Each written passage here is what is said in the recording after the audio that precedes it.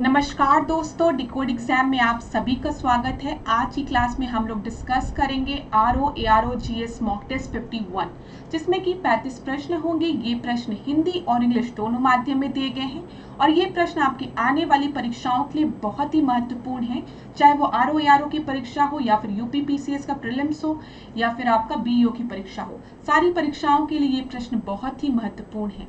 तो चलिए आज की क्लास को स्टार्ट करते हैं मेरे साथ ऐश्वर्या सिंह के साथ। आज की क्लास को स्टार्ट करने से पहले मैं थोड़ी सी इंफॉर्मेशन आप लोगों को दे दूं फाउंडेशन कोर्स की, जो कि डिकोड एग्जाम आप लोगों के लिए लेकर आया है। इस फाउंडेशन कोर्स में एंटायर आरओ एआरओ के सिलेबस को कवर किया गया है थ्रू वीडियो लेक्चर्स।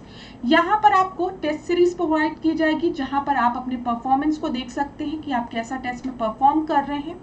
यहाँ पर नोट्स आपको प्रोवाइड किया जाएगा पीडीएफ के फॉर्मेट में। टेलीग्राम ग्रुप पे आपको ज्वाइन कराया जाएगा, जहां पर अगर आपको किसी भी तरीके का डाउट होता है तो आप फैकल्टी के साथ डिस्कस कर सकते हैं। अगर इस कोर्स से रिलेटेड आपको कोई भी इंपॉर्टेंट इंफॉर्मेशन चाहिए क्लास, तो आप इस नंबर पर व्हाट्सएप करिए, यहाँ पर आपको सारी इंफॉर्मेशन प्रोवाइड करा दी जाएगी। डिकोड एग्जाम आप लोगों के लिए समान हिंदी की पुस्तक भी लेकर आया है, जो कि आप मार्केट में जाकर खरीद सकते हैं या फिर घर बैठे फ्लिपकार्ट अमेजॉन से इसको ऑर्डर भी कर सकते हैं। ये समान हिंदी की पुस्तक आपके लिए बहुत ही महत्वपूर्ण है परीक्षा की दृष्टि से, तो एक बार इसको जरूर पढ़िए। तो चलिए आज की क्लास का हम पहला प्रश्न देखते हैं। पहले प्रश्न को ध्यान से पढ़िएगा। त्वरण के संदर्भ में निम्नलिखित कथनों में से सत्य कथन का चयन करें। इसका मात्रक मीटर प्रति सेकंड होता है और दूसरा स्टेटमेंट आपका दिया है या धनात्मक और ऋणात्मक दोनों हो सकता है। ठीक है, एक्सेलरेशन की बात कही गई है और बोला गया है कि एक्सेलरेशन का जो यूनिट है वो आपका मीटर पर सेकंड है, और दूसरा बोला गया है कि ये पॉजिटिव और निगेटिव दोनों हो सकता है। और क्वेश्चन में क्या बोला गया है, कौन सा स्टेटमेंट आपका सही है, तो दूसरा स्टेटमेंट आपका सही है, पहला स्टेटमेंट आपका गलत है। तो यहाँ पर सही उत्तर क्या हो जाएगा, बी हो जाएगा। अब देखिए क्लास, एक्सेलरेशन को अगर आप डिफाइन करेंगे तो एक्सेलरेशन क्या होता है, change in velocity upon time. ठीक है, और वेलोसिटी आप सभी ने पढ़ा होगा क्या होता है, velocity is equal to displacement upon time. तो डिस्प्लेसमेंट की अगर हम बात करते हैं तो डिस्प्लेसमेंट हम मीटर में मेजर करते हैं, टाइम हम सेकंड में मेजर करते हैं। तो हम कह सकते हैं वेलोसिटी की जो यूनिट होती है वो होती है मीटर पर सेकंड, ये वेलोसिटी की यूनिट है। ठीक है, तो हम एक्सेलरेशन की जब बात करेंगे तो एक्सेलरेशन में जो है वो change in velocity upon time है, इसका मतलब मीटर पर सेकेंड इनटू सेकेंड, क्योंकि यहाँ पे जो दूसरा टाइम है वो भी सेकेंड में मेजर होगा। तो एक्सेलरेशन की यूनिट हो जाएगी आपकी मीटर पर सेकेंड स्क्वायर। ठीक है, तो यहाँ पर अगर स्क्वायर होता तो ये पहला स्टेटमेंट आपका सही होता। तो याद रखिएगा पहले क्वेश्चन का जो सही उत्तर है वो क्या है, बी है, क्योंकि एक्सेलरेशन की जो यूनिट होती है वो मीटर पर सेकेंड स्क्वायर होती है और वेलोसिटी की यूनिट आपकी मीटर पर सेकेंड होती है। ठीक है, अब हम दूसरा प्रश्न देखते हैं। दूसरे प्रश्न को देखिए, सूची 1 दिया है और सूची 2 दिया है। ठीक है, यहाँ पे संविधान का भाग दिया है और दूसरी तरफ आपको सब्जेक्ट्स दिए गए हैं, पार्ट 5, पार्ट 8, पार्ट 15, पार्ट 17। ऐसे प्रश्न पेपर में कई बार पूछे हैं, तो प्लीज आप लोग जो भाग दिए गए हैं संविधान के उसको एक बार याद कर लीजिएगा। और कौन कौन से भाग आपके परीक्षा की दृष्टि से महत्वपूर्ण है अभी वो मैं आपको बताऊंगी। पहले इस प्रश्न को करते हैं। जब हम भाग 5 की बात करते हैं तो उसमें किसकी बात की गई है, यूनियन गवर्नमेंट की बात की गई है। तो ए का सेकंड कहाँ है, यहाँ यहाँ है। ठीक है, फिर इसके बाद जब हम बात करते हैं ऑफिशियल लैंग्वेज की, तो वो कहाँ दिया गया है आपका, डी का थर्ड यहाँ दिया गया है। ठीक है, फिर जब हम बात करते हैं पार्ट 15 की, तो पार्ट 15 में हम इलेक्शन की बात करते हैं और 8 में हम किसकी बात करते हैं, यूनियन टेरिटरीज की बात करते हैं। तो यहाँ पर आपका सही उत्तर क्या हो जाएगा, सेकंड का सही उत्तर सी हो जाएगा। ठीक है, इतनी चीजें क्लियर हो गई होगी। चलिए अब यहाँ पर देखिए, मैंने आपसे कहा भाग से रिलेटेड प्रश्न पेपर में पूछे जाते हैं, इसलिए इसको मत इग्नोर करिएगा। आपके पीसीएस में भी पूछे जाते हैं, आरओ एआरओ में भी पूछे जाते हैं, बीईओ में भी पूछे जाते हैं। तीनों एग्जाम के लिए यहाँ पे जो पार्ट्स हैं, जो भाग हैं, वो इंपॉर्टेंट है।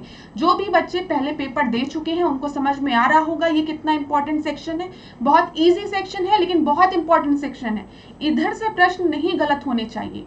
जो नए बच्चे हैं, पहली बार पेपर देने जा रहे हैं, वो इस पार्ट को मत छोड़िएगा। ठीक है, स्क्रीनशॉट ले लीजिए अगर आपका मन करे तो यहाँ पर मेनली आपसे पूछा जाता है, ये याद रखिएगा, यूनियन एंड इट्स टेरिटरी की पार्ट 1 में बात की गई है, सेकंड में सिटीजनशिप की बात की गई है। ठीक है, फिर उसके बाद थर्ड में फंडामेंटल राइट की बात की गई है, मौलिक अधिकारों की। फिफ्थ में नीति निर्देशक तत्वों की बात की गई, फोर्थ में नीति निर्देशक तत्वों की बात की गई है, डायरेक्टिव प्रिंसिपल की बात की गई है। फोर्थ ए में फंडामेंटल ड्यूटीज की बात की गई है। याद करिए फंडामेंटल ड्यूटीज मौलिक कर्तव्यों से रिलेटेड हमने कितने पॉइंट्स को डिस्कस किया था। मैंने आपको बताया था जब भी मौलिक कर्तव्य से की बात करेंगे आप तो कुछ क्वेश्चंस ऐसे हैं जो कि पेपर में पूछ लेते हैं, जैसे किसके रिकमेंडेशन में मौलिक कर्तव्यों को हमारे संविधान में ऐड किया गया था, तो स्वर्ण सिंह कमेटी का नाम आप याद रखेंगे। किस संविधान संशोधन द्वारा इसको ऐड किया गया था, 42nd कॉन्स्टिट्यूशनल अमेंडमेंट द्वारा ऐड किया गया था।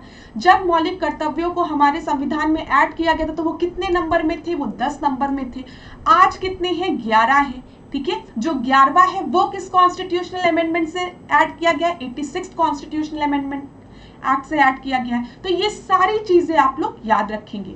यहाँ पे जब भी हम फंडामेंटल ड्यूटीज की बात करेंगे तो आप याद रखेंगे फोर्थ ए, पार्ट फोर्थ ए में फंडामेंटल ड्यूटीज दी गई है और यहाँ पर आर्टिकल की अगर हम बात करें तो 51A। ठीक है, ऐसे डायरेक्टिव प्रिंसिपल भी याद करिएगा, 36 to 51 में डायरेक्टिव प्रिंसिपल्स दिए गए हैं। फिफ्थ में यूनियन है, ठीक है, सिक्स्थ में स्टेट है। अब यहाँ पर देखिए कई बार पेपर में पूछा है यूनियन टेरिटरीज को, तो याद रखिएगा 8th में यूनियन टेरिटरीज है। ठीक है, एकदम याद रखिएगा। 9th में पंचायत की बात की गई है और 9th ए में म्युनिसिपैलिटीज की बात की गई है। अब आपको पता है जब भी हम पंचायत की बात करते हैं तो हम 73rd कॉन्स्टिट्यूशनल अमेंडमेंट एक्ट याद रखते हैं। जब भी म्युनिसिपैलिटी की बात करते हैं तो हम 74th कॉन्स्टिट्यूशनल अमेंडमेंट एक्ट की बात करते हैं। पंचायत की अगर हम बात करते हैं तो बलवंत राय मेहता कमेटी याद रखते हैं। याद रखिएगा ये सब चीजें। पहली बार कहां पे पंचायत राज इंस्टीट्यूशन या पंचायत इंस्टीट्यूशन आपका बना था, तो नागौर भी याद रखिएगा। ये सब चीजें जो है ना आप दिमाग में अपने बना के रखिएगा। पेपर में कंफ्यूज करने के लिए कई बार यहाँ पे दिया गया था 9th बी, तो 9th बी कोऑपरेटिव सोसाइटी आप याद रखेंगे क्लास, यहीं पे लोग कंफ्यूज होते हैं। तो 9th बी में किसकी बात की गई है, कोऑपरेटिव सोसाइटी की बात की गई है। 10th में शेड्यूल अनशेड्यूल ट्राइबल एरियाज की बात की गई है। 11th में relationship between the union and the state, एक साथ साथ, ठीक है, एक ऐसे, तो किसके रिलेशनशिप की बात की गई है, यूनियन और स्टेट के रिलेशनशिप की बात की गई है। यहाँ पर आपका 9th इंपॉर्टेंट है, 9th ए इंपॉर्टेंट है, 9th बी इंपॉर्टेंट है, 11th वाला इंपॉर्टेंट है। आप इधर देखिएगा कौन कौन सा इंपॉर्टेंट है। यहाँ पर आप ये याद रखेंगे ट्राइबल के लिए, ठीक है, ट्राइबल में आप याद रखेंगे 14th ए, ठीक है, जरूर याद रखिएगा। यहाँ पर आप ये भी याद रखिएगा 323A to 323B, ठीक है, याद रखिएगा क्लास। यहाँ पे पेपर में प्रश्न बनता है, अभी आपको बहुत इजी लग रहा होगा, लेकिन जब यहाँ से प्रश्न बनते हैं तो लोग कंफ्यूज हो जाते हैं कि ए था कि बी था। इसी वजह से बार बार मैं हाईलाइट कर रही हूँ चीजों को। 15th याद रखेंगे आप, इलेक्शन है, ये भी कई बार पूछा गया है, ठीक है, ये भी इलेक्शन वाला। फिर इसके बाद यहाँ पर आप याद रखेंगे जब हम बात करते हैं 17 की ऑफिशियल लैंग्वेज और 18 में इमरजेंसी प्रोविजन की बात की गई है और उसके बाद 20 में अमेंडमेंट की बात की गई है जो कि 368 आर्टिकल में दिया गया है।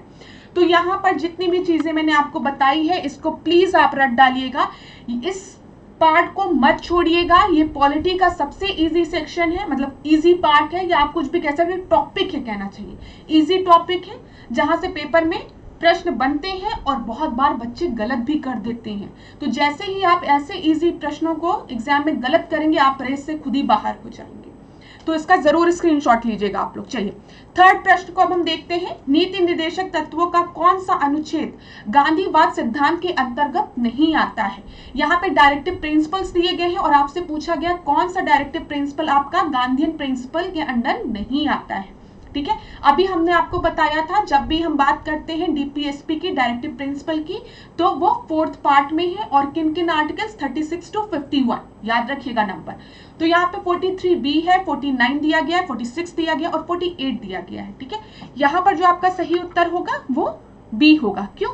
क्योंकि ये गांधीयन प्रिंसिपल के अंडर में नहीं आता है। अब यहाँ पर देखिएगा क्लास, गांधीयन प्रिंसिपल में डीपीएसपी में क्या क्या आता है। आर्टिकल 40 में क्या बात कही गई है, विलेज पंचायत को ऑर्गेनाइज करने की। पेपर में कई बार पूछा गया है। ठीक है, ग्राम पंचायत की बात कहाँ की गई है, विलेज पंचायत की बात कहाँ की गई है, तो वो आर्टिकल 40 में की गई है। 43 में कॉटेज इंडस्ट्रीज की बात की गई है। 43B में कोऑपरेटिव सोसाइटी की बात की गई है।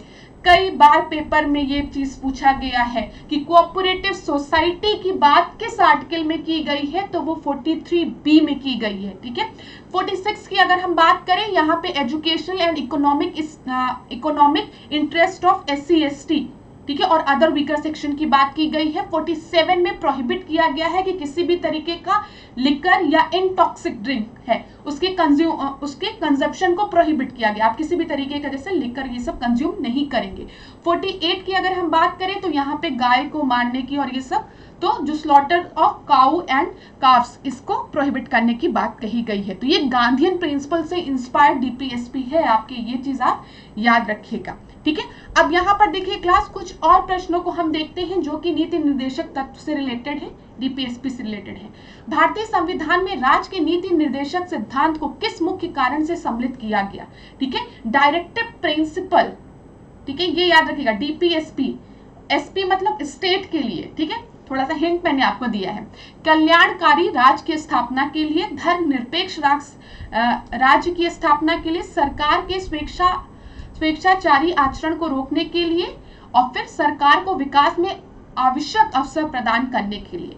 तो आप ये याद रखिएगा, ये जो डायरेक्टिव प्रिंसिपल है वो किसके लिए है? वो स्टेट्स के लिए है, और स्टेट को कल्याणकारी राज्य बनाने के लिए, वेलफेयर स्टेट बनाने के लिए DPSP को इंक्लूड किया गया था।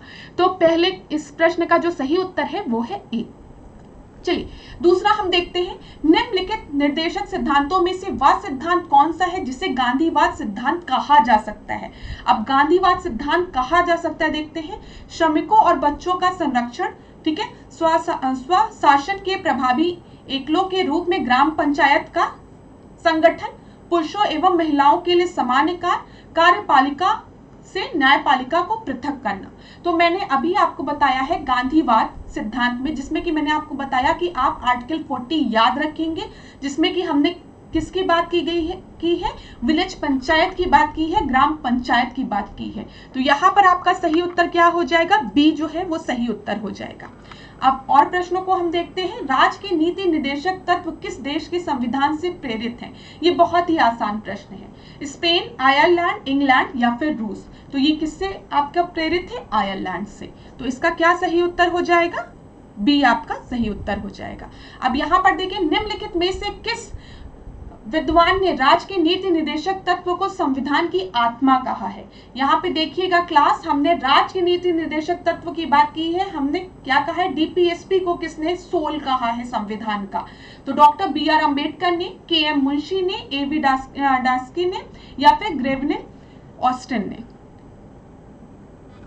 तो ग्रेनविले ऑस्टिन ने ये दिया था, ठीक है, कि जो DPSP है it is a soul of constitution. तो यहाँ पर आपका सही उत्तर बता दिया। अब ये देखिए एक और प्रश्न है जो कि काफी बड़ा प्रश्न है, तो इसको ध्यान से पढ़िएगा। राज्य के नीति निर्देशक तत्वों के संदर्भ में निम्नलिखित कथनों में विचार करें और नीचे दिए गए कूट से सही उत्तर का चयन करें। क्लास देखिए, यहाँ पर मैं आपको DPSP को थोड़ा सा इससे रिलेटेड जो प्रश्न पेपर में बनते हैं उसको मैं क्वेश्चंस के फॉर्म में ही आपको बता रही हूँ। तो टाइम इसलिए नहीं दे रही हूँ क्योंकि रिवाइज करा रही हूँ कुछ चीजें, ताकि आपके दिमाग में बैठ जाए। तो यहाँ पर पहला ऑप्शन आपको दिया गया है, निर्देशक तत्व भारत शासन अधिनियम 1935-1935 के उल्लेखित अनुदेशकों के समान है, ठीक है। भारत के संविधान के भाग 4 अनुच्छेद 36 से 51, ठीक है, 51 के बीच में राज्य के नीति निर्देशक तत्व का प्रावधान है, और फिर उसके बाद राज्य के नीति निर्देशक तत्व को न्यायालय द्वारा लागू कराया जा सकता है। तो यहाँ पर देखिए, जब भी हम DPSP की बात करते हैं तो DPSP government of India act में जो अनुदेश के समान है, ये एकदम सही है। जो वहां पे डायरेक्शंस दिए गए थे उसके समान है, सही है। अभी हमने थोड़ी देर पहले डिस्कस किया है, ये पार्ट 4 में है, 36 से 51 तक है, ठीक है, 36 से 51 आर्टिकल तक, लेकिन इसे न्यायालय द्वारा लागू नहीं किया जा सकता, ये आपका गलत है। तो यहाँ पर केवल 1 और 2 सही है। यहाँ पर क्लास याद रखिएगा, जब भी हम DPSP की बात करेंगे then it can not be enforce by the court, ठीक है, न्यायालय द्वारा इससे लागू नहीं, मतलब इन्फोर्स नहीं किया जा सकता है। लेकिन अगर DPSP से रिलेटेड कोई एक्ट या कोई लॉ सरकार बना दे, ठीक है, और आप उस लॉ को ना फॉलो करें, तब आपको पनिश किया जा सकता है। मेरी बात ध्यान से समझने की कोशिश करिएगा। फंडामेंटल राइट्स की जब हम बात करते हैं, जब हम मौलिक अधिकार की बात करते हैं, जब मौलिक अधिकार का हनन होता है, ठीक है, तो उस केस में न्यायालय द्वारा कार्रवाई की जा सकती है, लेकिन डीपीएसपी को फॉलो ना करने के लिए आपको न्यायालय द्वारा पनिश नहीं किया जाता है, इन्फोर्स नहीं किया जाता है। लेकिन अगर डीपीएसपी से रिलेटेड कोई लॉ सरकार बना दे, कोई लॉ आ जाए, ठीक है, उस केस में आप उसको नहीं फॉलो कर रहे और आप कह रहे हैं ये तो डीपीएसपी है, तब आपको पनिश किया जाएगा, क्योंकि जब भी आप किसी लॉ को ब्रेक करते तो आपको पनिशमेंट मिलती है। तो मैंने इस चीज को आपको क्यों बताया है, क्योंकि इस तरीके का प्रश्न पेपर में पूछा था, ठीक है, और आधे से ज्यादा बच्चे रटे हुए थे कि इस कभी भी कोई पनिशमेंट नहीं मिलेगी, और वहां पे स्टेटमेंट इस तरीके से दिया गया था कि अगर किसी मतलब लॉ द्वारा उसको आपका लागू किया जाए तो भी पनिशमेंट नहीं मिलेगा, और सब टिक लगा के आ गए, वो गलत था, ठीक है। ये चीज आपको समझ में आ गई होगी जो मैं बताना चाह रही थी। चलिए, इतनी चीजें क्लियर हो गई, ठीक है।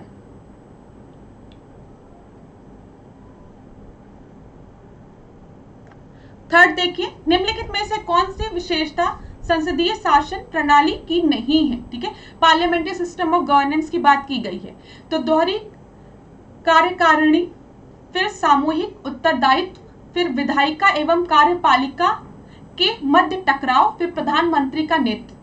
देखिए, जब भी हम पार्लियामेंट्री सिस्टम की बात करते हैं तो आप याद रखेंगे यहाँ पर जो लेजिस्लेटिव और एग्जीक्यूटिव में एक रिलेशनशिप होता है, ठीक है। जो एग्जीक्यूटिव होते हैं दे आर रिस्पॉन्सिबल, ठीक है, टुवर्ड्स द लेजिस्लेचर, ये चीज आप याद रखिएगा।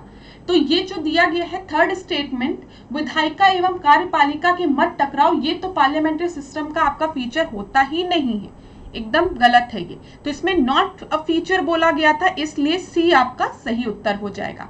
अब देखिए, जब भी हम पार्लियामेंट्री सिस्टम की बात करते हैं तो लेजिस्लेचर और एग्जीक्यूटिव के बीच में एक क्लोज रिलेशनशिप दिखता है। जो एग्जीक्यूटिव होते हैं वो रिस्पॉन्सिबल होते हैं लेजिस्लेचर के। अच्छा, यहाँ पर मैं आपको बता दूं, हिंदी और इंग्लिश में कंफ्यूजन ना हो, तो हम जब लेजिस्लेचर की बात कर रहे हैं तो हम विधायिका की बात कर रहे हैं, ठीक है, और जब हम कार्यपालिका की बात करें तो हम उनको एग्जीक्यूटिव कह रहे हैं, ठीक है। कार्य जो कर रहे हैं, जो एग्जीक्यूट कर रहे हैं, ठीक है, कार्य को एग्जीक्यूटिव, लेजिस्लेचर जो लॉ बना रहे हैं, जो विधायिका बना रहे हैं, जो, ठीक है, जो लॉज बना रहे हैं उनको विधायिका कहते हैं। तो हिंदी और इंग्लिश में कोई भी दिक्कत नहीं हो रही होगी, ठीक है। कभी कभी मेरे पढ़ाने में भी ऐसा होता है कि मैं हिंदी ज्यादा बोलने लगती हूँ, कभी कभी ऐसा होता है कि मैं इंग्लिश ज्यादा बोलने लगती हूँ, ठीक है। तो आप प्लीज, अगर आप बहुत सिंसियरली इन सब चीजों को सुना करिए, और अगर कोई कंफ्यूजन होती है उसके बाद, तब कमेंट में आप मुझे बताया करिए, ठीक है।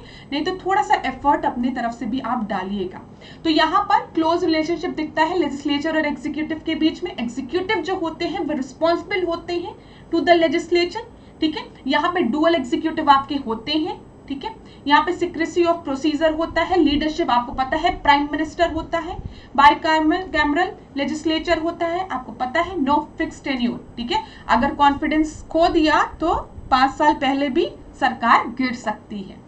फोर्थ का अब हम देखते हैं, फोर्थ जो है, भारतीय संविधान में आपातकालीन प्रावधानों की व्यवस्था निम्नलिखित में से किन अनुच्छेदों में वर्णित है, ठीक है। तो यहाँ पर इंडियन कॉन्स्टिट्यूशन की बात की गई है और बोला गया है जो इमरजेंसी प्रोविजन है वो किस आर्टिकल से किस आर्टिकल तक दिए गए हैं।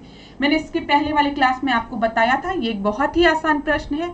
अच्छा, आज की क्लास का प्रश्न जो पॉलिटी का है वो आसान है मुझे लग रहा है, क्योंकि कहीं ना कहीं वो आपका लिंक्ड है पीवाईक्यू से, प्रीवियस ईयर के क्वेश्चन से। ऐसे प्रश्न पेपर में कई बार पूछे गए हैं, इसलिए। तो 352 से 356 तक 360 तक इमरजेंसी की बात की गई है, जिसमें 352 में क्या बात की गई है, नेशनल इमरजेंसी की, ठीक है, राष्ट्रीय आपातकाल की। फिर 356 में किसकी बात, प्रेसिडेंट रूल की बात की गई है, constitutional failure of constitutional machinery, ठीक है।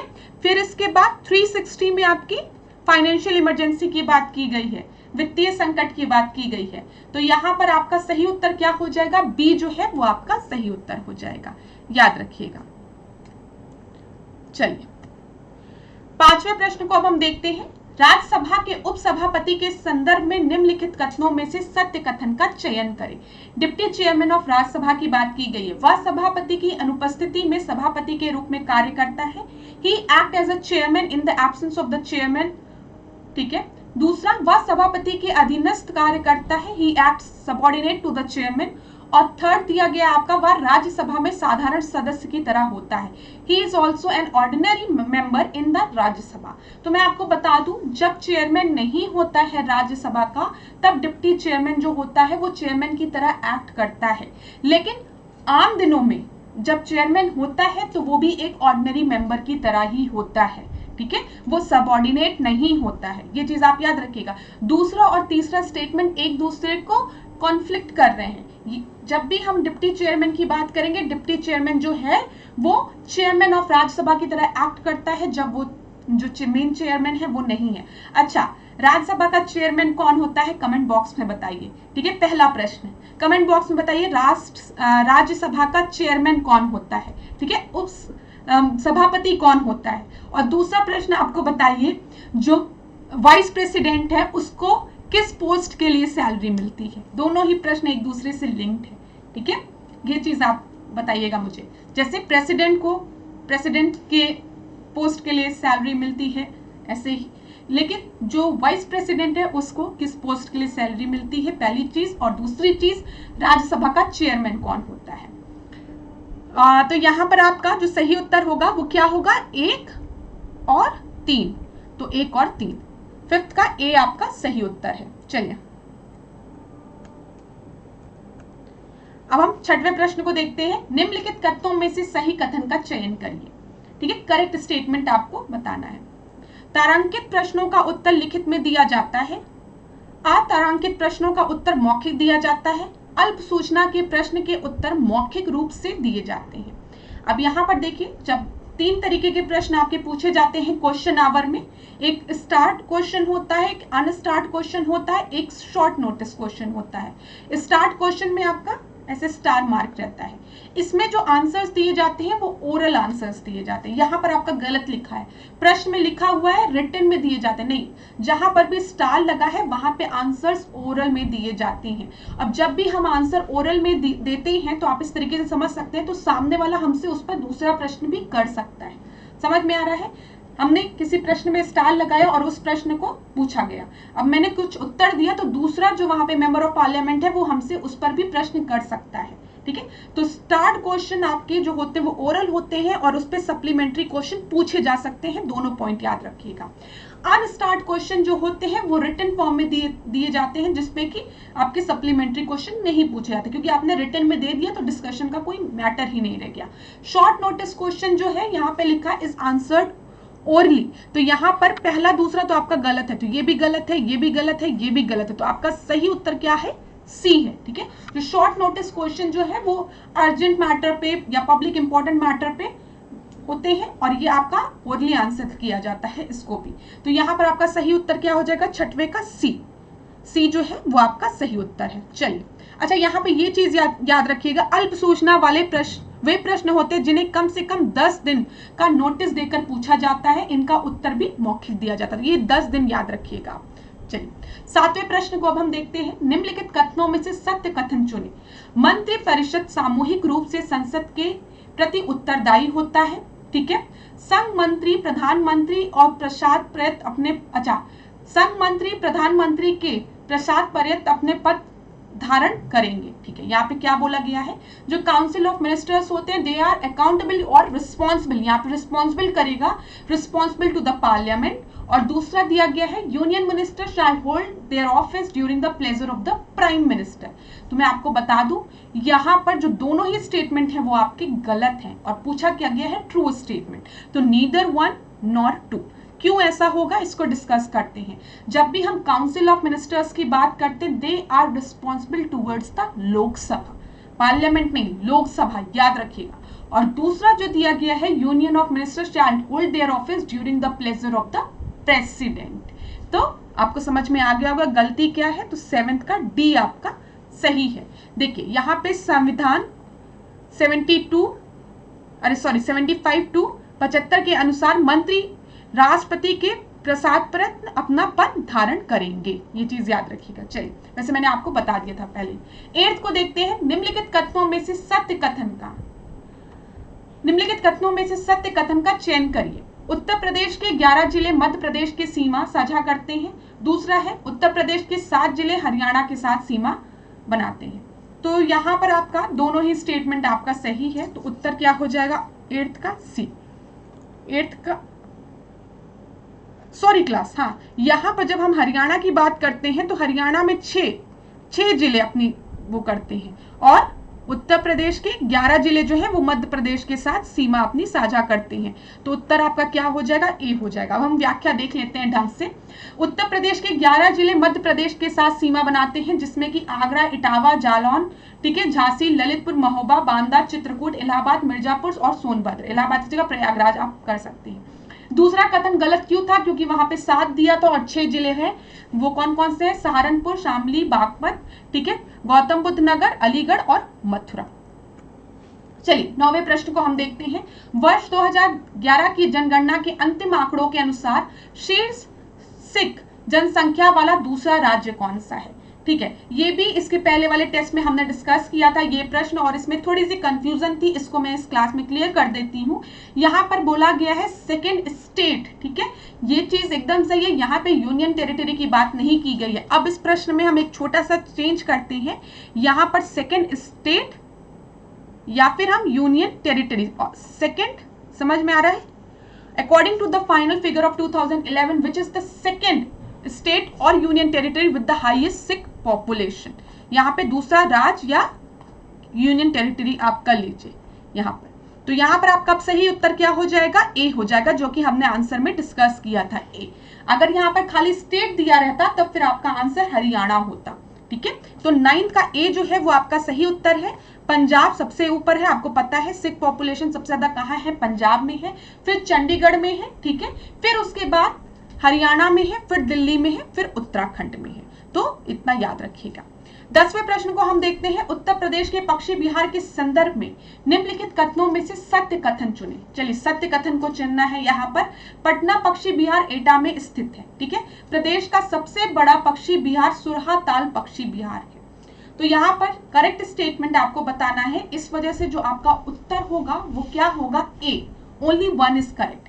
पटना जो आपका बर्ड सेंचुरी है वो एटा में है, ठीक है, लेकिन जो आपका जो लार्जेस्ट बर्ड सेंचुरी है वो सुरहाताल बर्ड सेंचुरी नहीं है। वो आपका कौन सा सबसे बड़ा बर्ड सेंचुरी है, लाख बेहोशी। क्या है, लाख बेहोशी। रुकिए, अब हम इसको डिस्कस भी कर लेते हैं, क्योंकि यहाँ पे जो फ्लो चार्ट है ये भी इंपॉर्टेंट है।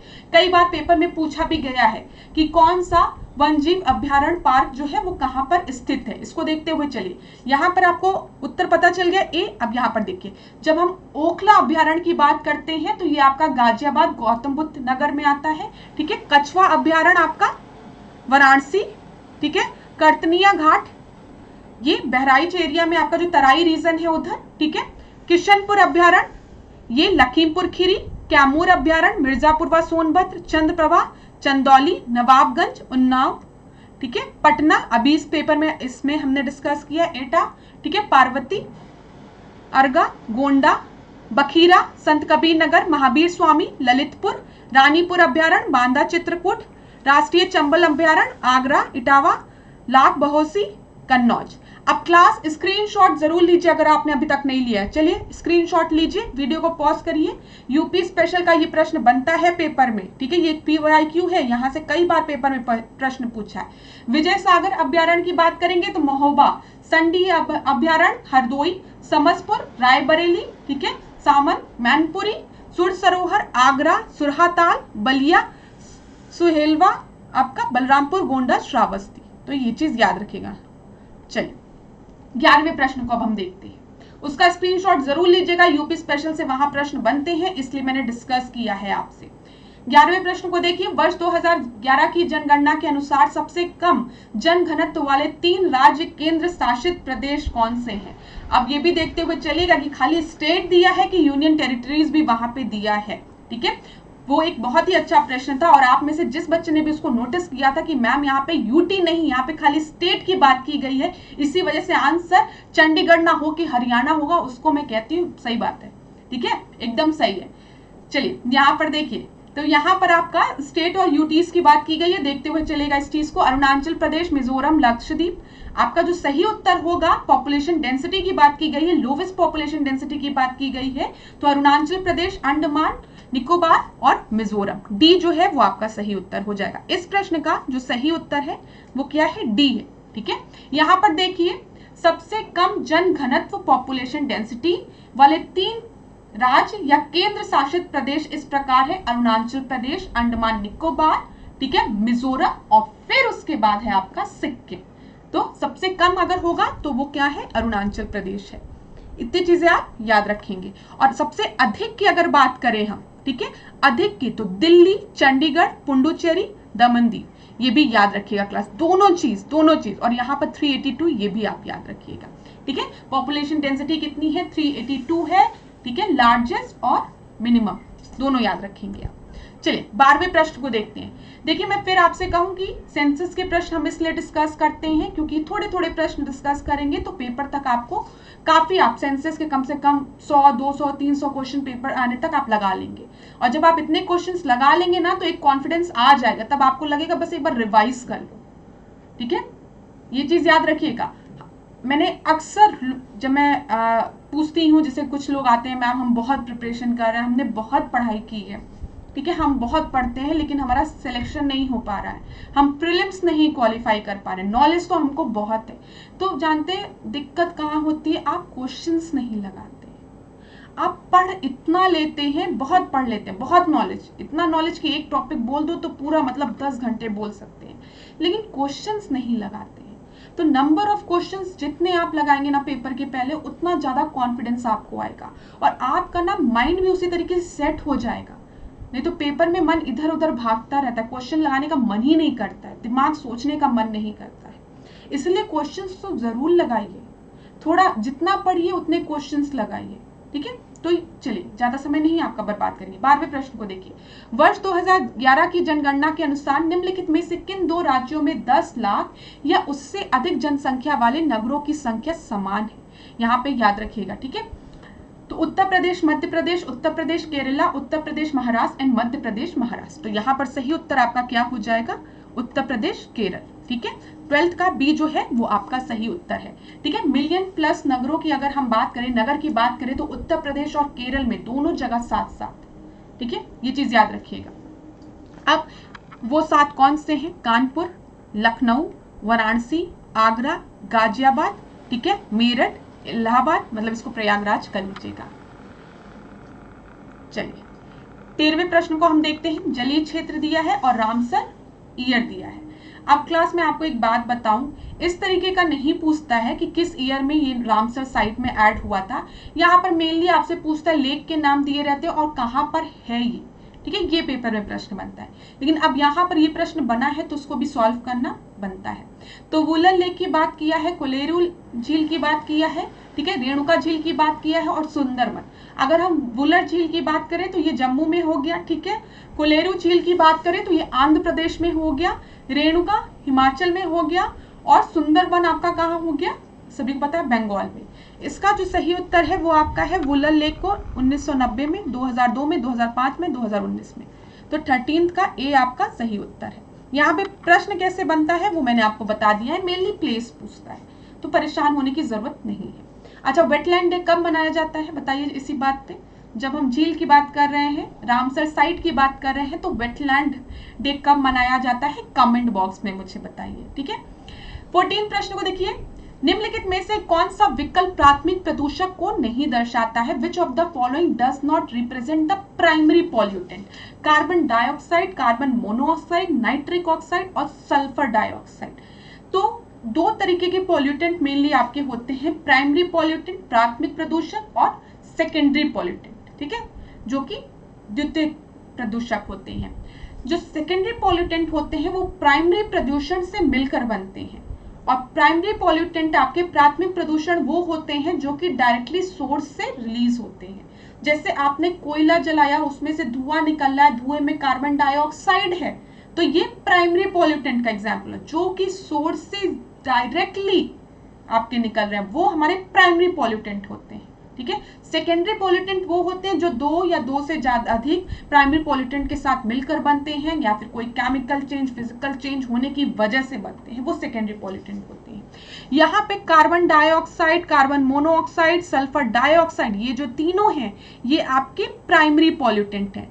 नाइट्रिक ऑक्साइड जो है ये सेकेंडरी पॉल्यूटेंट में आता है, ठीक है। ये चीज आप याद रखेंगे। अच्छा, पेपर में कई बार पूछता है एसिड रेन के लिए कौन रिस्पॉन्सिबल है, तो आप याद रखेंगे नॉक्स और सॉक, ठीक है। ये चीज आप याद रखेंगे।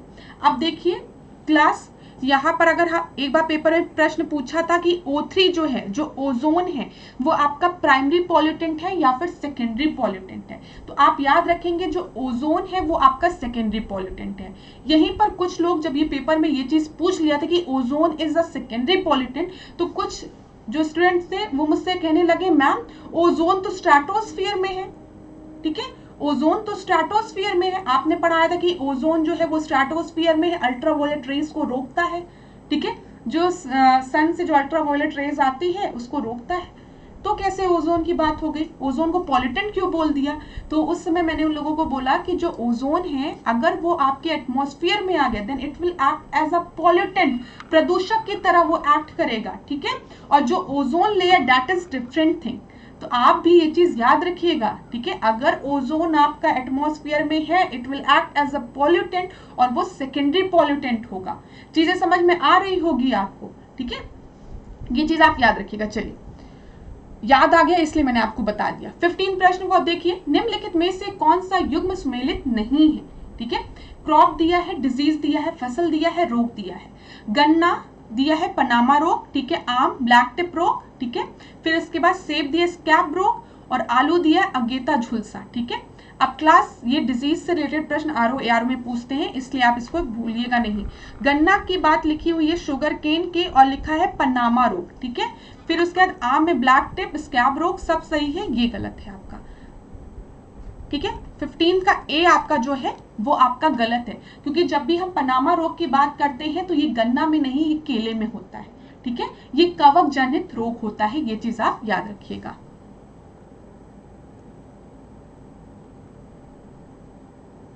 चलिए 16 प्रश्न को हम देखते हैं। यहां पर देखिए गिल्ट एज्ड बाजार की बात की गई है, गिल्ट एज्ड मार्केट की बात की गई है। यहाँ पे ये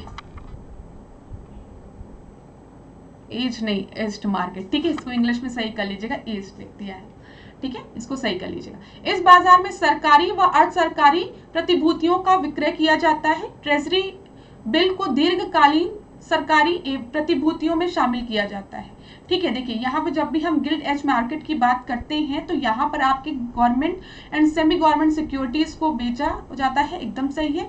लेकिन जो ट्रेजरी बिल होता है ना, वो लॉन्ग टर्म गवर्नमेंट सिक्योरिटी नहीं होता है, वो शॉर्ट टर्म गवर्नमेंट सिक्योरिटी होता है।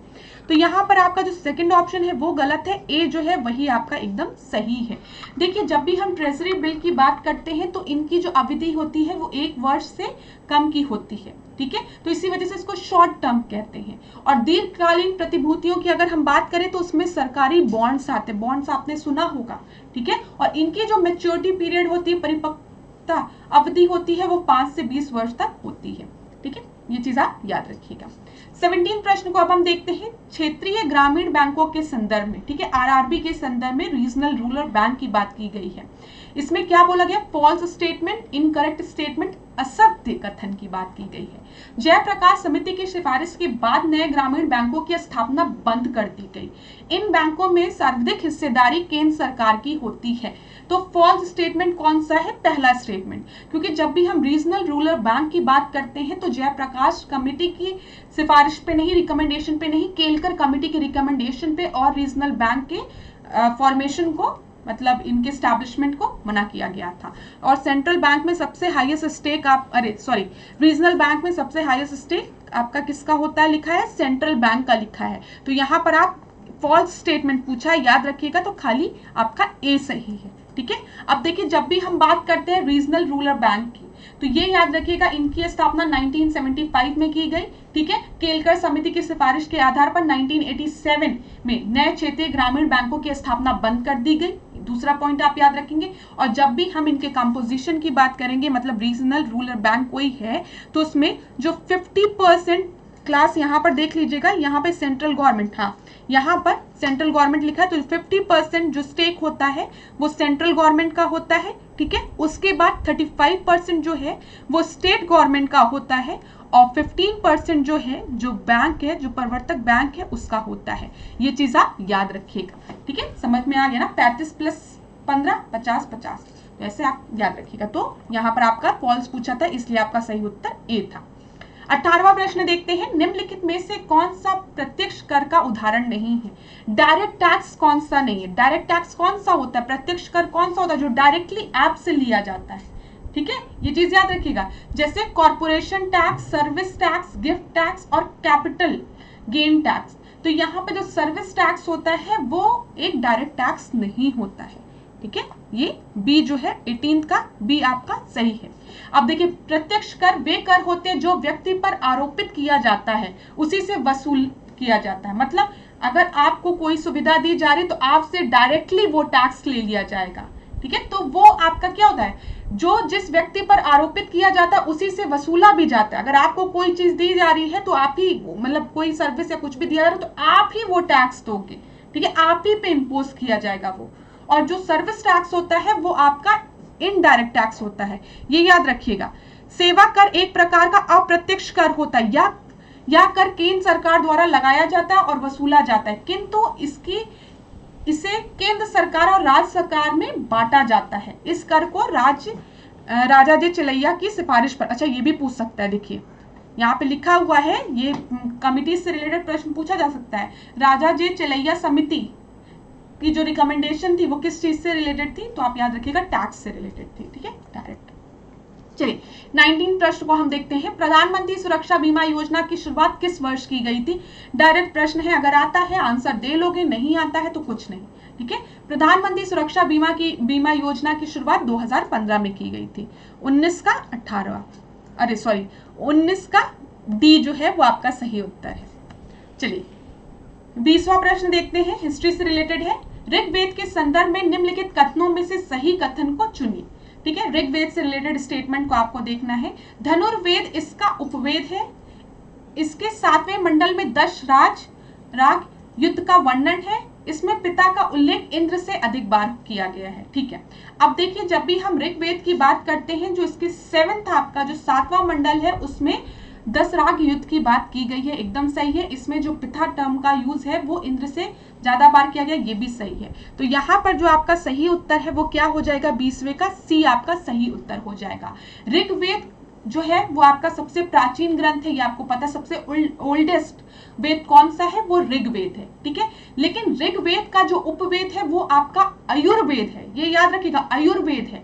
यहाँ पर आपको दिया गया था धनुर्वेद। धनुर्वेद की जब हम बात करते हैं तो धनुर्वेद यजुर्वेद का उपवेद है, कंफ्यूज मत होइएगा। धनुर्वेद यजुर्वेद का उपवेद है, ऋग्वेद का आपका उपवेद क्या है? आयुर्वेद है। ठीक है, ऋग्वेद के 7वें मंडल में 10 राग युद्ध के बारे में दिया गया है, जो कि किसके किसके बीच में लड़ा गया था? राजा सुदास और अन्य जो 10 राजा थे उनके बीच में। ठीक है, और इस युद्ध में राजा सुदास की विजय हुई थी। ये सब चीजें आप याद रखिएगा। अच्छा, यहाँ पर देखिए, पिता का उल्लेख ऋग्वेद में 335 बार किया गया है और 250 बार इंद्र का। 21वें प्रश्न को देखते हैं। इसको क्या करना है? महिला शासकों के नाम दिए गए हैं और आपको इनको अरेंज करना है कि कौन पहले थी कौन बाद में था। अच्छा, ये एक आसान प्रश्न है। अगर आपको एक चीज पता हो कि हम सबसे पहले रजिया सुल्तान की बात करते हैं। ठीक है, तो रजिया सुल्तान देखिए बी और सी ऑप्शन में दिया है, तो ए और डी को तो आप ऐसे ही हटा सकते हैं। ठीक है, फीमेल रूलर की बात की जा रही है तो रजिया सुल्तान आप कर सकते हैं, तो 3 तो बी और सी बचा। उसके बाद रानी दुर्मा दिया है, रानी रुद्रमा दिया है, और फिर उसके बाद आपका कौन कौन से दिए जरा देखते हैं हम। फिर उसके बाद यहाँ पर मर्दुम जहां दिया है, रानी दुर्गावती दिया है। ठीक है, तो इसमें आपका सही उत्तर क्या हो जाएगा? सबसे पहले रजिया सुल्तान हो जाएगा, फिर रानी रुद्रमा हो जाएगा, हाँ रानी रुद्रमा हो जाएगा, फिर उसके बाद आपका मर्दुम जहां हो जाएगा और फिर आखिरी में आपकी रानी दुर्गावती हो जाएगा। ठीक है, अच्छा प्रश्न है ये, बी आपका सही उत्तर है। चलिए 22वें प्रश्न को हम देखते हैं। मुगल प्रशासन में 2500 से अधिक जात के मनसब को क्या कहा जाता था? ठीक है, तो सबसे पहले मनसबदार कहा जाता था, अमीर कहा जाता, खान ए खाना कहा जाता था, या अमीर उम्दा कहा जाता था।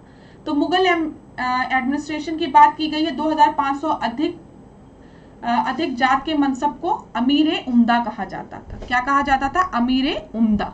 जो 22वां है उसका डी आपका सही उत्तर है। 10 से 500 जात तक के मनसब को हम मनसबदार कहते थे, ये याद रखिएगा। 10 से 500 जात तक के मनसब को हम मनसबदार कहते थे। 500 से 250 के मनसब को हम क्या कहते थे? मतलब जो जात होते थे, 500 से 250 के जो तक के जो जात होते थे उनके मनसब को हम अमीर कहते थे। ठीक है, फिर उसका 2500 से ज्यादा, 2500 से अगर आपके ज्यादा के जो जात थे उनके लिए हम कौन सा पद रखते थे? अमीर उम्दा। और जो हाईएस्ट, जो सर्वोच्च मनसब वाले जो होते थे उनके लिए हम क्या टर्म यूज करते थे? खाने खाना। ये चीज याद रखिएगा आप यहां पर। 10 से 500, ठीक है, 500 से 2.5 और 2500 से मोर, और जो हाईएस्ट होते थे उनके लिए हम खाने खाना। ठीक है, इतना आप याद रखेंगे। चलिए अगला प्रश्न हम देखते हैं, 23वां प्रश्न। भारतीय राष्ट्रीय कांग्रेस की स्थापना के संदर्भ में अनेक मत हैं। ठीक है, इसमें आप देखिए दूसरा क्या दिया, कारण क्या दिया? भारतीय राष्ट्रीय कांग्रेस के संस्थापक एओ ह्यूम थे। तो यहाँ पर इंडियन नेशनल कांग्रेस को लेके बहुत ही मत है, ओपिनियन है। ठीक है, फाउंडर जो थे इंडियन नेशनल कांग्रेस के वो एओ ह्यूम थे। तो यहाँ पर दोनों ही स्टेटमेंट आपका सही है, लेकिन स्टेटमेंट 1 का जो रीजन दिया है वो आर नहीं है। इतना समझ में आ रहा होगा ना? तो यहाँ पर आपका क्या होगा? Both A and R are true but R does not explain A. तो बी आपका सही हो जाएगा। फाउंडर जो इंडियन नेशनल कांग्रेस के हैं वो एओ ह्यूम है। अब देखिए, जैसे इंडियन नेशनल कांग्रेस को बहुत लोग ने कहा कि इसको ब्रिटिशर्स ने अपने हित के लिए बनाया था। हाँ, ठीक है, इसको जो प्रेशर क्रिएट हो रहा था उसको रिलीज करने के लिए सेफ्टी वॉल्व कहा गया है। ठीक है, जैसे लाला लाजपत राय जो एक्सट्रीमिस्ट थे वो इंडियन नेशनल कांग्रेस को एज अ सेफ्टी वॉल्व कहते थे। जो उस समय जो प्रेशर क्रिएट हो रहा था उस प्रेशर को रिलीज करने के लिए इंडियन नेशनल कांग्रेस का गठन किया गया था कि कहीं 1857 का जो रिवॉल्ट था, जो क्रांति थी, उस तरीके की क्रांति फिर ना हो जाए। इस वजह से इंडियन नेशनल कांग्रेस का गठन कर दिया गया। उस समय आपका वॉइस रॉय कौन था? डफरिन था। ये सब चीजें हमने डिस्कस की है। ठीक है, तो यहाँ पे बी जो है वो आपका सही उत्तर हो जाएगा। 24वां प्रश्न देखते हैं। पावना विद्रोह निम्नलिखित में से किस राज्य में हुआ था? बहुत ही आसान प्रश्न है। बिहार में हुआ था, यूनाइटेड प्रोविंस में हुआ था, सेंट्रल प्रोविंस में हुआ था, या फिर बंगाल में हुआ था? इस प्रश्न का आपका सही उत्तर क्या हो जाएगा? डी हो जाएगा। 24वें का आपका डी जो है वो सही उत्तर है। 1873 से 1876 तक पावना विद्रोह आपका चला था, याद रखिएगा। यहाँ पे इस विद्रोह में का जो नारा था वो याद रखिएगा, हम केवल और केवल महारानी के रैयत बनना रहना चाहते हैं। तो ये याद रखिएगा, पेपर में कभी प्रश्न बन सकता है कि किस विद्रोह का नारा था कि हम केवल और केवल महारानी के रैयत बने रहना चाहते हैं। तो ये आपके पावना विद्रोह का था। ठीक है, और पावना विद्रोह का मेन कारण क्या था? जो जमींदारों ने जो लगान बढ़ा दी थी उसके अगेंस्ट ये विद्रोह था। ये भी चीज आप याद रखिएगा। 25वें प्रश्न को हम देखते हैं। भारत में नरबलि प्रथा को समाप्त करने का श्रेय किसको जाता है? ठीक है, नरबलि प्रथा की बात की गई है और उसको एंड करने का, ठीक है, ह्यूमन सेक्रीफाइस को एंड करने का श्रेय किसको जाता है? लॉर्ड हार्डिंग को, लॉर्ड विलियम बेंटिक को, जॉन सोर को, या फिर एलन ब्रो को? ये भी एक अच्छा प्रश्न है। ठीक है, तो 25वें का जो आपका सही उत्तर होगा वो क्या होगा? लॉर्ड हार्डिंग को। 25वें का आपका सही उत्तर हो जाएगा ए, याद रखिएगा। ठीक है, ए आपका सही उत्तर है। अब क्लास यहाँ पर देखिए, कुछ और नाम मैं बताने जा रही हूँ, जैसे लॉर्ड विलियम बेंटिक। यहाँ पे जब हम विलियम बेंटिक की बात करते हैं तो विलियम बेंटिक की आप जब बात करेंगे तो यहाँ पे ठगी, जो ठग होते थे उनके दमन में किसका योगदान था? विलियम बेंटिक का योगदान था। ठीक है, ये चीज याद रखिएगा। शिशु वध प्रथा को रोकने में किसका योगदान था? जॉन सोर का योगदान था। लिखते चलिए, जब शिशु वध प्रथा की बात करेंगे तो उसको समाप्त करने में किसका योगदान था? जॉन सोर का योगदान था। और एलन ब्रो की बात करते हैं तो एलन ब्रो ने दास प्रथा का अंत किया था, ठीक है, दास प्रथा पे रोक लगाई थी, ऐसे लिख सकते हैं आप। तो याद रखिएगा, लॉर्ड विलियम बेंटिक ने ठगों के दमन के लिए योगदान दिया था और इसमें लॉर्ड विलियम बेंटिक के साथ कौन थे? स्लीमैन थे। स्लीमैन का भी नाम आप याद रखेंगे, ये भी पेपर में पूछा गया है, इसलिए मैं आपको बता रही हूं। तो चलिए 26वें प्रश्न को हम देखते हैं। यहाँ पे ज्वालामुखी दी गई है, ठीक है, और देश दिए गए हैं, कौन सी है? तो यहाँ पे बगाना, ठीक है, पपुआ न्यू गिनी, समेरू जापान, सांगो इक्वाडोर, किलामू संयुक्त राज्य अमेरिका। तो मैं आपको बता दूं, बगाना जो है वो पपुआ न्यू गिनी में है, एकदम सही है। जो समेरू है वो जापान में नहीं है, वो कहां पर है? इंडोनेशिया में। तो नहीं बोला है, गलत है, तो ये आपका सही हो जाएगा। ये कहाँ है? इंडोनेशिया में। तो 26 का बी आपका सही उत्तर हो जाएगा। 27 देखते हैं हम। एक तरफ क्षेत्र दिया है, फिर दूसरी तरफ इंडस्ट्री दिया गया है। तो जब हम बात करते हैं वेस्ट राइडिंग क्षेत्र की, तो ये कहां पर, ये किस चीज के लिए फेमस है? ये उलन क्लॉथ के लिए फेमस है, ठीक है। जब हम टेम्पेटर की बात करते हैं, ये किसके लिए फेमस है? कॉटन क्लॉथ के लिए फेमस है। न्यू कैसल की हम जब बात करते हैं, ये शिप के लिए, और बिलबाओ की जब बात करते हैं तो ये आयरन स्टील इंडस्ट्री के लिए।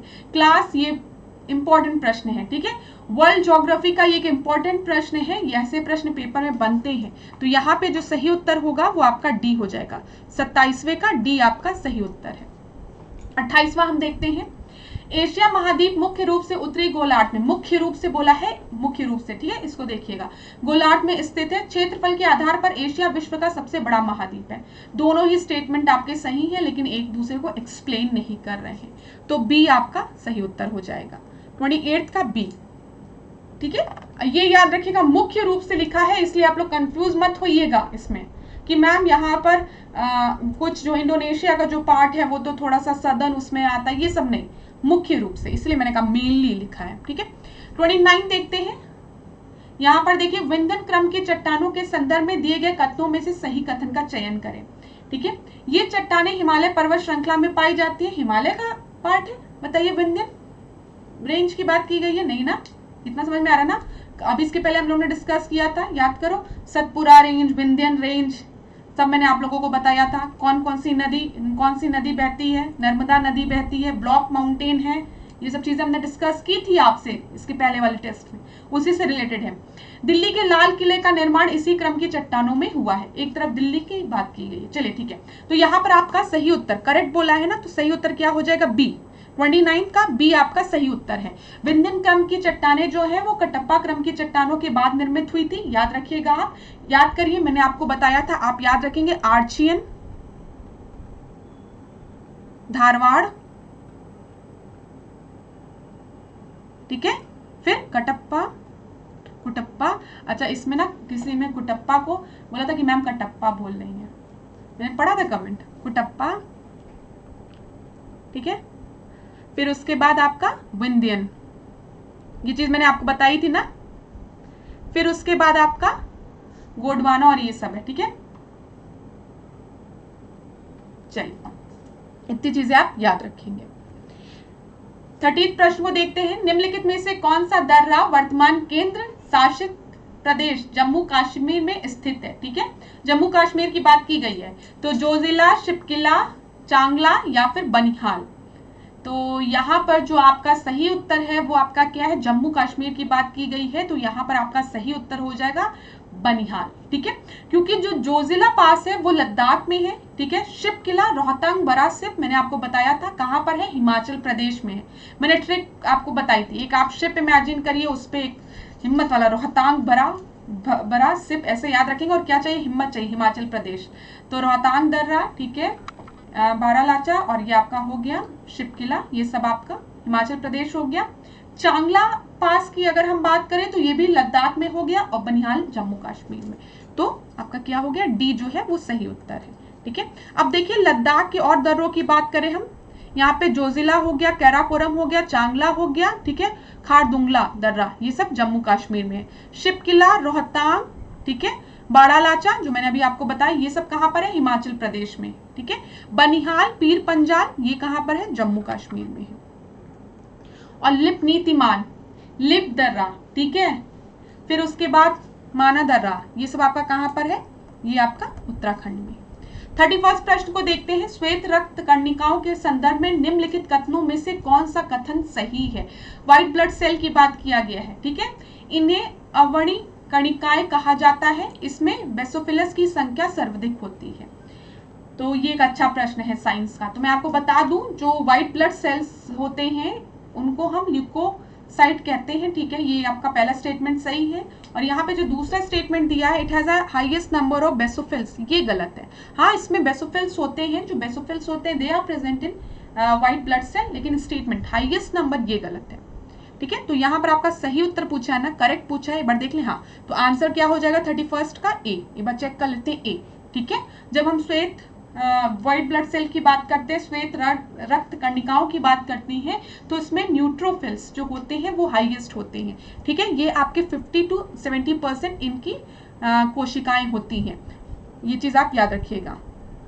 और जो बेसोफिल्स होते हैं उनकी संख्या कितनी, 0.5% होती है। अब क्लास देखिए, रेड ब्लड सेल और व्हाइट ब्लड सेल से रिलेटेड कुछ इंपॉर्टेंट पॉइंट्स को हम डिस्कस कर लेते हैं। जैसे कि जो रेड ब्लड सेल्स है उनको हम एथ्रोसाइट कहते हैं, पेपर में पूछ सकता है। जैसे यहाँ पे पूछा कि white blood cells are called leucocyte, तो ठीक था, आपको पता था, आपने सही कर दिया, ठीक है।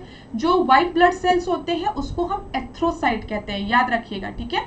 यहाँ पर जो इंपॉर्टेंट पॉइंट्स है वो मैं आपको बताऊंगी, ये याद रखिएगा। इनका इरेगुलर शेप होता है, व्हाइट ब्लड सेल का कोई एक डेफिनेट शेप नहीं होता है, लेकिन जो रेड ब्लड सेल्स होती है ना वो बाई कॉन्केव डिस्क शेप की होती है। किस शेप की होती है, डिस्क शेप की होती है।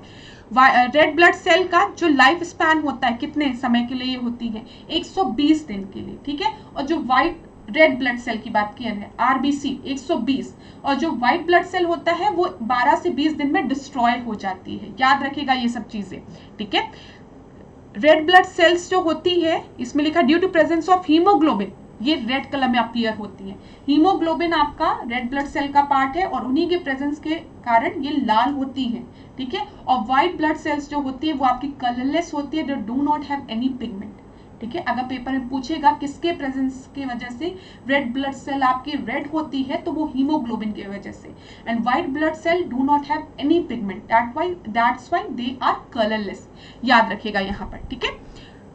यहाँ पे different type of WBCs are found in blood such as lymphocyte, ठीक है। यहाँ पे टी लिम्फोसाइट, मोनोसाइट, बेसोफिल्स, ये सब चीजें हैं, ठीक है। इतना याद रखिएगा। और आपको क्या रखना है याद, आरबीसी की जब हम बात करेंगे, हीमोग्लोबिन की बात करेंगे, they help in transport of the respiratory gas to the different part of the oxygen. आपको पता है ऑक्सीजन के ट्रांसपोर्ट के लिए ये चीज होती है, लेकिन जब हम WBC की बात करते हैं तो ये हमको इम्यूनिटी प्रोवाइड करती है, एंटीबॉडीज जनरेट करती है, जिसकी वजह से जो रोग प्रतिरोधक क्षमता को बढ़ाती है, ठीक है। ऐसे याद रखिएगा क्लास। जो WBC होती है वो कहाँ पे प्रोड्यूस होती है, व्हाइट ब्लड सेल, ये आपके बोन मैरो में प्रोड्यूस होती है, ठीक है, लिम्फ्स में प्रोड्यूस होती है, ये चीज याद रखिएगा। और जब हम RBC की बात करेंगे रेड ब्लड सेल की, तो ये रेड बोन मैरो में आपके प्रोड्यूस होती है। इतनी चीजें आप याद रखेंगे। जब हम ब्लड की बात करेंगे तो 30 से 50% जो सेल होते हैं, मतलब जो these cell make up around 36 to 50% of human blood, वो आपके RBC से बना रहता है। और 1% जो ह्यूमन ब्लड में जो हिस्सेदारी होती है वो WBC की होती है। लेकिन आप याद रखेंगे जो WBC होते हैं वो एंटीबॉडीज को जनरेट करते हैं, जो कि हेल्प करते हैं डिजीज के अगेंस्ट लड़ने में, ठीक है। ये चीज आप जरूर याद रखिएगा। चलिए, इतनी चीजें सही है। आपको पता है हीमोग्लोबिन हो गया, RBC हो गया, रेड कलर हो गया, ठीक है।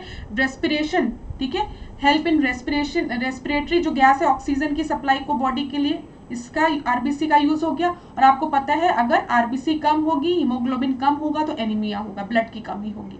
इतना चीज समझ में आ गया होगा आपको। चलिए 32 देखिए, यहाँ पर क्या है, क्लोरोप्लास्ट की बात की गई है। क्लोरोप्लास्ट के रासायनिक संगठन में सर्वाधिक मात्रा में निम्नलिखित में से कौन सा तत्व पाया जाता है, क्लोरोफिल, DNA, RNA या फिर प्रोटीन। जब भी हम क्लोरोप्लास्ट की बात करते हैं तो क्लोरोप्लास्ट में सबसे ज्यादा प्रोटीन पाया जाता है, ठीक है। जो डी ऑप्शन है वो आपका सही है। अगर हम इसके कंपोजिशन की बात करें तो 35 to 55% प्रोटीन होता है, ठीक है। ये चीज आप याद रखिएगा। अच्छा क्लास, इसी पे मुझे याद आया कि एक क्लास में हम लोग ने डिस्कस किया था फोटोसिंथेसिस से रिलेटेड प्रश्न, ठीक है, और उसमें मैंने आपको बताया था जो फोटोसिंथेसिस होता है, जो ग्रीन प्लांट्स आपके करते हैं in the presence of the sunlight, इसी वजह से जो पादप है, जो प्लांट्स है, उनको हम क्या कहते हैं, दे आर प्रोड्यूसर्स, वो अपना खाना खुद बनाते हैं, ठीक है, दे मतलब खुद वो अपना खाना बनाते हैं in the presence of the sunlight, ठीक है, फोटोसिंथेसिस।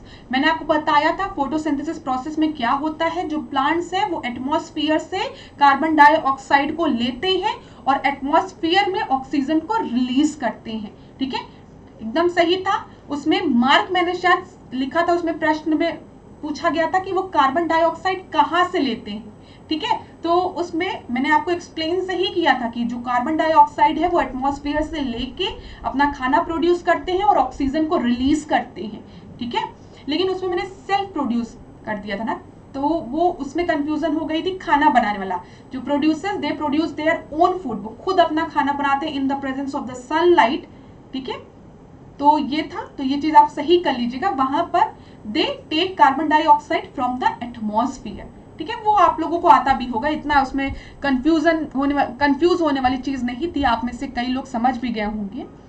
तो अगर कंफ्यूजन नहीं हुई थी तो इस वीडियो को थोड़ा सा फास्ट कर लेना, परेशान मत होना, उतना आता है तुम लोगों को, इतना मुझे पता है।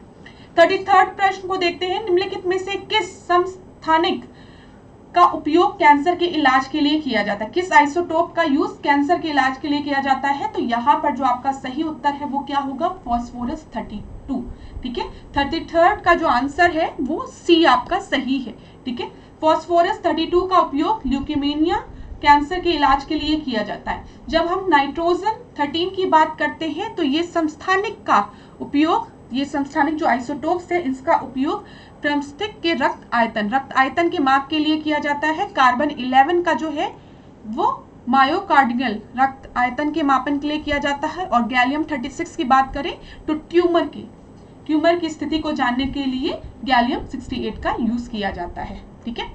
34 प्रश्न को हम देखते हैं। प्रथम श्रेणी के उत्तोलकों के संदर्भ में, ठीक है, सही कथन चुनिए। इसमें आलम्ब आयास और भार के बीच में होता है, ठीक है, आलम्ब जो है वो आयास और भार के बीच में होता है। इसका उदाहरण जो है वो नींबू निचोड़ना होता है, ठीक है।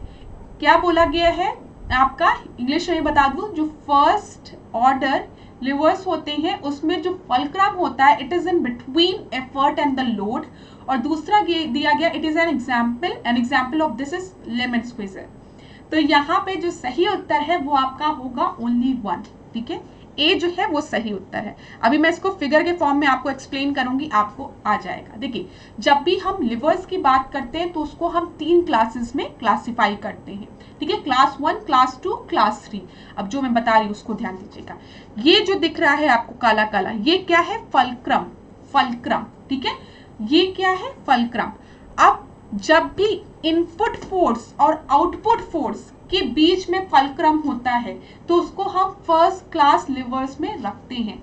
जैसे क्या, जैसे एक कैंची हो गई, ठीक है, कैंची में आपका ये क्या हुआ, आप कैंची को एक तरफ से दबा रहे हैं तो ये इनपुट फोर्स हो गया, आपने इनपुट दिया, ठीक है, आपने इनपुट ताकत लगाई। आउटपुट आपको कहां से मिला, उसके ब्लेड से, तो ये आपका इधर है, और इन दोनों के बीच में ये जो ज्वाइंट है वो क्या है, फल्क्रम है। तो इस तरीके का कोई भी चीज आपको दिखेगा तो वो आपका क्या होगा, फर्स्ट क्लास लिवर्स में, जब फल्क्रम जो है वो इनपुट और आउटपुट फोर्स के बिटवीन में हो, ठीक है।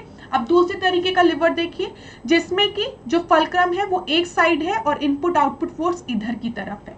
जैसे नींबू निचोड़ने वाले की बात कर रहे थे हम, तो नींबू निचोड़ने वाले में आपका क्या होता है, जो इधर ऐसे कुछ होता है गोल सा, इधर एक होता है, ठीक है, तो आप फोर्स इधर से लगाते हो, इधर से नींबू को दबाते हो, और ये जॉइंट कहां से होता है, इधर से जॉइंट होता है, ठीक है, और आउटपुट आपको किधर से मिल रहा है, इधर से मिल रहा है। तो ये क्या हो गया, सेकंड क्लास लिवर। क्यों, क्योंकि फल्क्रम जो है वो एक एंड में है आपके, ठीक है, यहां से आप जब उसको दबा रहे हो तो आप यहाँ पे आप इनपुट फोर्स लगा रहे हो, बीच में से आपको आउटपुट मिल रहा है, और ज्वाइंट किधर है, फल्क्रम इधर है, ठीक है। चलिए थर्ड को अगर हम देखें, थर्ड क्लास जो है उसमें क्या होता है, फल्क्रम आपका फिर एंड में है, ठीक है, इधर की तरफ आपका इनपुट फोर्स होता है, इधर की तरफ आउटपुट फोर्स होता है। जैसे यहां पर देखिए जब मसल से आदमी बना रहा है तो फल्क्रम किधर है, जॉइंट किधर है, ये है, ठीक है, जॉइंट इधर है, ये आपका क्या है, ये आपका आउटपुट फोर्स है, और इनपुट फोर्स किधर है, इधर है। तो फल्क्रम, इनपुट फोर्स और आउटपुट फोर्स, तो इसको आप फिगर के थ्रू समझेंगे तो आपको समझ में आ जाएगा। फिगर के थ्रू समझिएगा, जो चीज मैंने बोली उसी को एक बार पढ़ने की कोशिश करिएगा, देखने की कोशिश करिएगा। इस वाले क्वेश्चन को आप जब फिगर के थ्रू समझेंगे तभी ज्यादा समझ में आएगा। 35वां प्रश्न को देखते हैं। निम्नलिखित में से किस रसायन का उपयोग मिट्टी की अम्लीयता कम करने में किया जाता है? किस रसायन का यूज एसिडिटी ऑफ सॉइल को रिड्यूस करने के लिए किया जाता है? Sodium hydroxide, magnesium hydroxide, calcium hydroxide या फिर पोटेशियम हाइड्रोक्साइड? तो 35वां का जो सही उत्तर है वो क्या है आपका? Calcium hydroxide. 35वां का सी जो है वो सही उत्तर है। चलिए 35वां का सी। अब देखिए यहाँ पे कैल्शियम हाइड्रोक्साइड का यूज और किन चीजों में किया जाता है? जैसे ब्लीचिंग पाउडर बनाने में, दीवारों को रंगने में, कठोर जल को मृदु करने में, ठीक है। फिर सोडियम हाइड्रोक्साइड का यूज और कहाँ किया जाता है? सोडियम हाइड्रोक्साइड का, तो ये आपका साबुन के निर्माण में इसका किया जाता है, पेट्रोल को रिफाइन करने में इसका यूज किया जाता है। मैग्नीशियम हाइड्रोक्साइड का यूज कहाँ किया जाता है? पेट की अम्लीयता को, जो पेट में जो एसिडिटी होती है उसको कम करने के लिए मैग्नीशियम हाइड्रोक्साइड का यूज किया जाता है। पोटेशियम हाइड्रोक्साइड का यूज कहाँ किया जाता है? साबुन के निर्माण में, ठीक है। ये चीज आप याद रखिएगा। चलिए इतनी चीजें हमने डिस्कस कर ली। Thank you so much class. आज 35 प्रश्नों को डिस्कस किया है। जो भी इसके प्रीवियस टेस्ट में 1-2 क्वेश्चन गलत हुए थे, जो प्रिंटिंग मिस्टेक और टाइपिंग मिस्टेक के कारण और थोड़ा सा पढ़ने के कारण, उसको मैंने आपको आज की क्लास में बता दिया है, उसको जरूर करेक्ट करिएगा, ठीक है। किसी भी, मैं बिल्कुल नहीं चाहती आप लोग का प्रश्न मेरी वजह से एक भी गलत हो। और अगर आपको क्लास अच्छी लग रही हो तो वीडियो को लाइक करिए, शेयर करिए, ठीक है, और कमेंट बॉक्स में मुझे बताइए, ठीक है, अगर कोई भी डाउट होता है। तो आज के सेशन को हम यहीं पे एंड करते हैं। नेक्स्ट क्लास में मिलेंगे हम फिर 35 प्रश्नों के साथ। आप लोग खूब पढ़िए, ठीक है, खूब आगे बढ़िए। इसी तरीके से मेरे साथ, ऐश्वर्या सिंह के साथ और डिकोड एग्जाम के साथ बने रहिए। धन्यवाद।